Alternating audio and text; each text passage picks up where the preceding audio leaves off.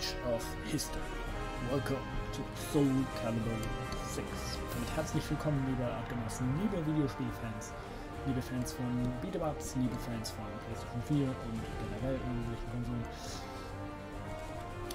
liebe Fans von allgemeiner schlechter Unterhaltung und damit herzlich willkommen mit allen zu Soul Calibur 6, der Seelengeschichten-Modus mit Zasalamel.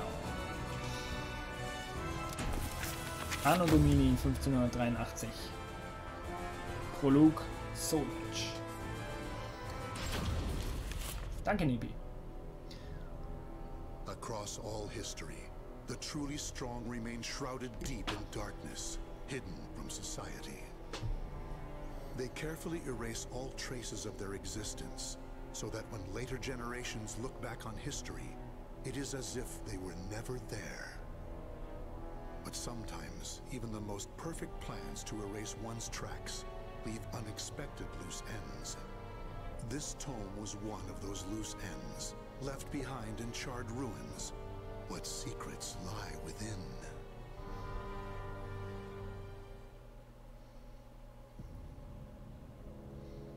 Zasalamel created me.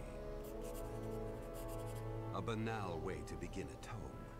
But writing down one's own history in a book is strange enough to begin with. I began writing this as an indulgent pastime, so I may as well enjoy myself. Now, about the cursed sword known as Soul Edge. I intend to record its secrets in this very tome. Soul Edge geschaffen? However, I must exercise caution. A fitting end awaits all who seek the cursed sword. Some may laugh and call this an exaggeration. Should anyone who has held that sword ever read this tome, though, I'm certain they'll agree with me. The origin of Soul Edge is a mystery. Legend says it was once an ordinary sword, void of any power. But after fighting on countless battlefields, it gathered a great deal of negative power. Until a curse fell upon it. That much is true. All who took Soul Edge in their hands became slaves to the blade, murdering until they bled their last drop of blood. That is why so few know of it, despite its appearances time and time again throughout history. Until, that is, an age long past, when there appeared a man with a mind powerful enough to resist the sword's control.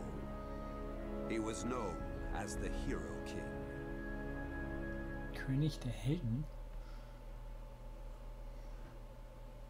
Helgon vielleicht? Anno Domini 1584. Kapitel 1. Der König der Helden. Die wichtigsten Personen, die Soul Edge führten, die Geburt von Soul Calibur.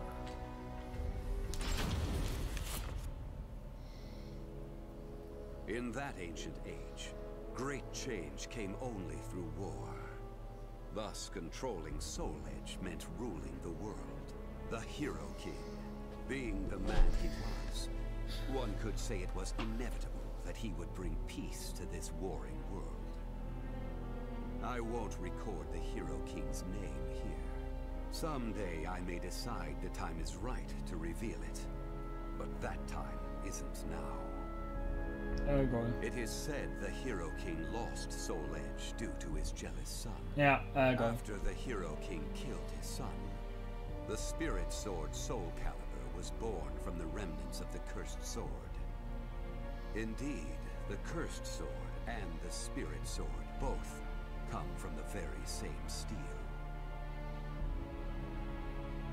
While the name Soul Edge is known to a select few, the name Soul Calibur is known to almost no one. There is a reason the spirit sword was never revealed to the world. Some say the Hero King created the spirit sword, but the truth is that the Hero King risked his life and failed.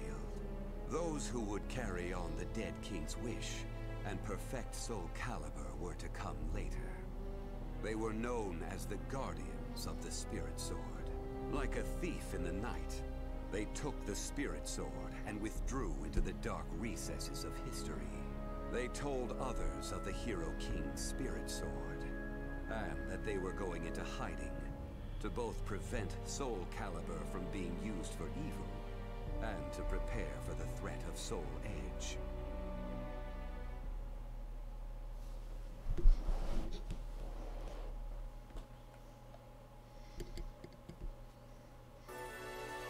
Anno Domini 1585. Kapitel 2. Die A-Wahl-Organisation. Der König, der das Geisterschwert errang.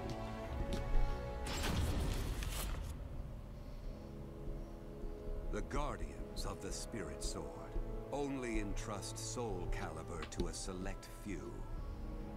One recent example was a king from medieval Europe. Born in Britain, the king used the Spirit Sword to rule a large swath of Europe. Calibur, Soul Calibur, natürlich. Truly existed.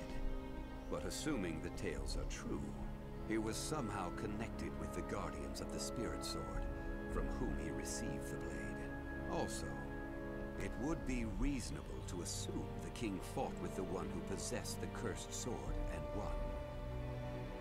After the king's death, though, no one knows what happened to the Spirit Sword. Perhaps we should assume it eventually found its way back to the Guardians of the Spirit Sword. But it should be noted that their power had dwindled greatly by that time. At the same time, there were those who awaited the second coming of the king. On the eve of the king's passing, a loyal knight set forth to find the Spirit Sword and restore the crown. That was the start of the secret society known as the Aval Organization. They hid themselves well for a considerably long period of time. Not even I learned of their inner workings until quite recently. Sworn to the late king, the Aval Organization sought the Spirit Sword and secretly assassinated all whom they deemed outsiders. Those who were aligned with the cursed sword or did harm to humankind. A deeper look, however, reveals there was some unrest hidden below the organization's seemingly unshakable exterior.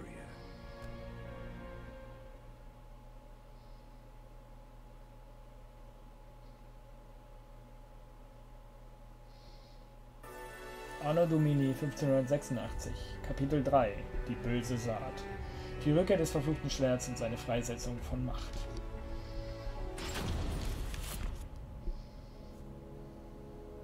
After slumbering in the shadows of history, Soul Edge was awakened by the pirate Cervantes de Leon.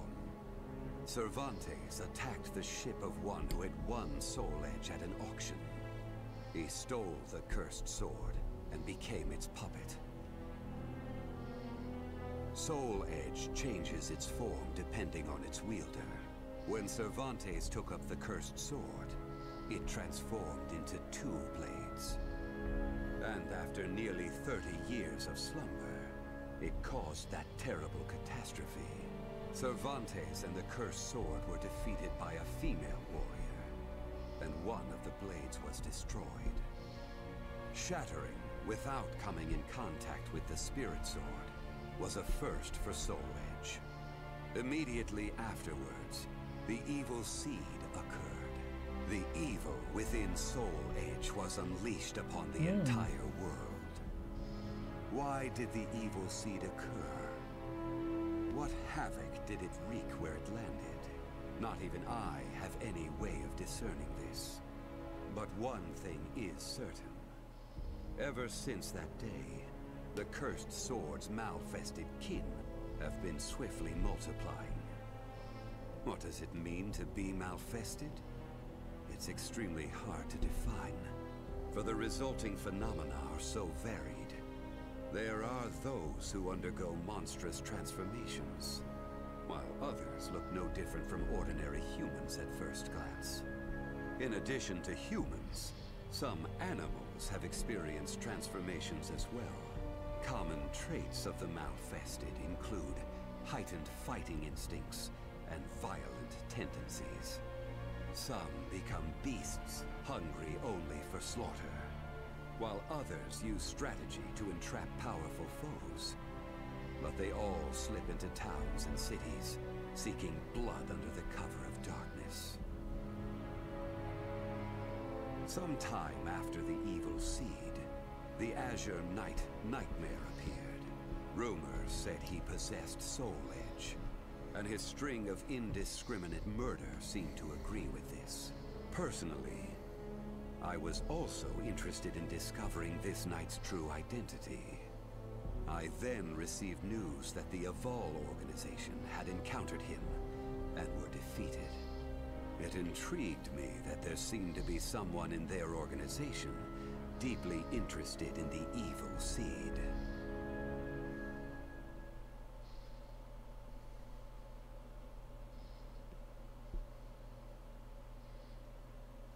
Anno Domini 1587, Kapitel 4, die drei heiligen Schätze, Ling Shengsu und die böse Saat.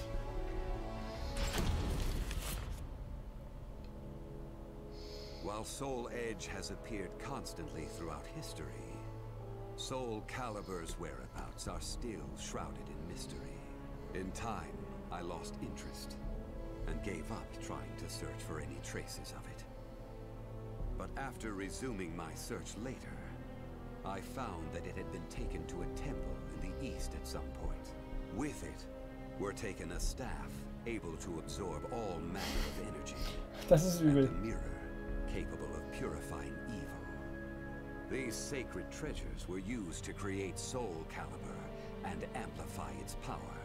No one knows what had happened to the guardians of the Spirit Sword, but they must have met with ruin, losing the Spirit Sword and their other treasures. As for the temple, it later became Ling Shengsu, a famous martial arts dojo that worshipped the Spirit Sword and the other weapons as the three sacred treasures. But now the Spirit Sword is no longer there. The evil seed deeply affected Ling Shengsu, and most likely caused it to attract evil energy. Its martial arts students were soon overcome by madness and battle lust, and ended up killing each other. The temple fell in a single night. Therefore, no one knows what happened to the Spirit Sword. Only one student of Ling Shengsu survived. While the survivor didn't possess Soul Calibur, there was clearly merit in looking into him. What powers did he possess? What could he accomplish? I was deeply intrigued.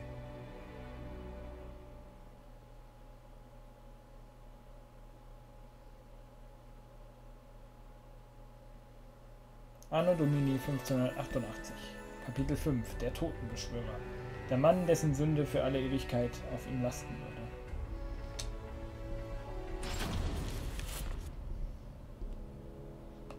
I only started writing this tome as a pastime, but in order to give it a clear perspective, I must reveal my identity. I was once one of the guardians of the Spirit Sword. The precepts of the Guardians were very strict, one of which stated no Guardian may ever touch Soul Calibur. But in my younger days, I failed to properly suppress my urges. When the others discovered my designs, they broke my arms and banished me. Amid my despair, I searched for a way to survive. What I discovered was the art of reincarnation. After a long period of training, I mastered the secrets contained within this lost wisdom. I reincarnated myself over and over again, and became an entity that could transcend generations. Okay. At first, I didn't realize the price I would have to pay for eternal life. For every time I reincarnated, I experienced the pain of death. It felt like my soul was being crushed. It is hard to put such pain and suffering in words. Indeed, I hadn't managed to completely escape death. No matter what one may accomplish in life, death remains inescapable. My bodies have lain in countless graves, but my soul will never rest in peace. So it was that I came to yearn for the final eternal death I could never have. And such desire began to corrupt my everlasting life. Gradually, I began to seek out death itself.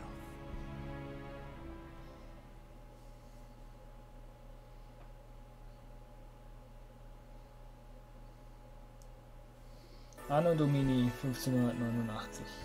Kapitel 6. Das verfluchte Schwert. Der Mann, der das verfluchte Schwert errang.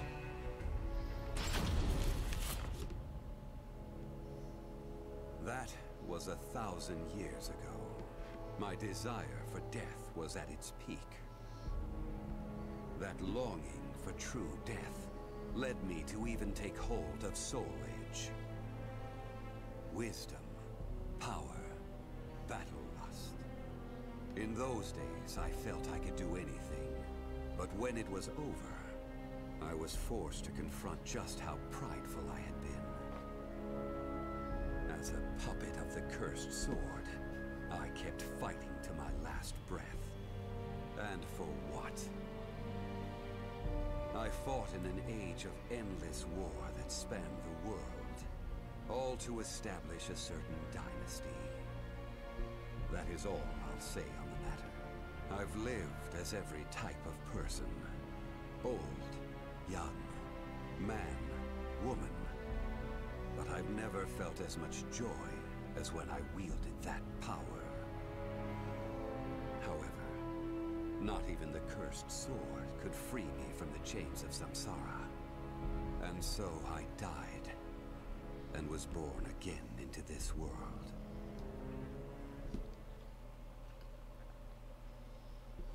Wow, das erste Mal, dass man ein bisschen, sehr viel über Zasalamel erfährt. Und auch er hat noch einen Storypunkt, den man noch nicht beenden kann. Wahrscheinlich, weil noch ein Charakter fehlt. Aber okay, Zasalamels Geschichte ist erzählt. Bis jetzt zumindest. Und beim nächsten Mal geht es dann weiter mit Geralt von Rivas Geschichte. Frohes Schaffen, frohes Sein, bis zum nächsten Mal. Also war es. Bye bye and let your soul still burn.